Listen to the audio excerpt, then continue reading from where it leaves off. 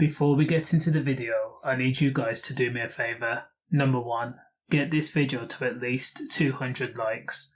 Also comment, let me know your thoughts on the story.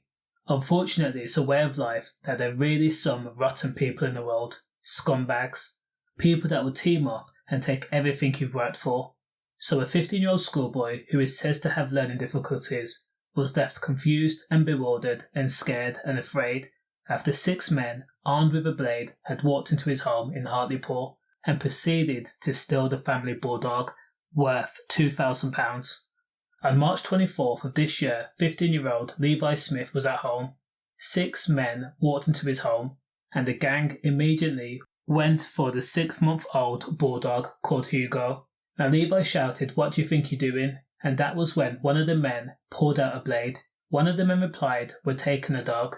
Now Levi tried to beg the men to leave the dog alone, but of course, these type of gangs did not listen. They didn't care, and you have to think to yourself, in order to go into Levi's house, they must have canvassed the place and realised that Levi had an expensive dog. Now fair play to 15-year-old Levi because despite having a blade pulled up on him, he struck one of the men. But of course, it was 6 against 1 and he's a teenager, so he was outnumbered.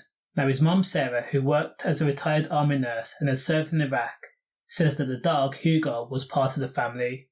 The bulldog helped with her PTSD and also helped calm Levi and his siblings. And of course, the family have been left feeling depleted, angry and scared. As for the men, they picked up the dog and then walked out of the back door.